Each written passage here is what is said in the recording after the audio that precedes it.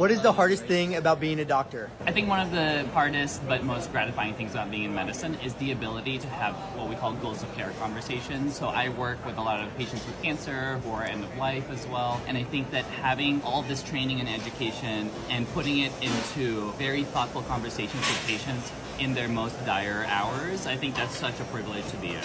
The hardest part about being a doctor is not being able to have a social life outside or being judged for going out to have a drink or doing a dance. We have to stop holding doctors to a higher standard than the general public. The worst part about being a doctor is that medicine is not 100% predictable, and you can get complications no matter how good of a doctor you are, no matter how good of a surgeon you are, or what technique you use. Sometimes, unfortunately, bad things happen. The worst thing about being a doctor, I think, is being held to this incredibly high standard that we can never make a mistake, that we have to be perfect. So I don't like that because we're human just like everyone else, and we're going to make mistakes just like anyone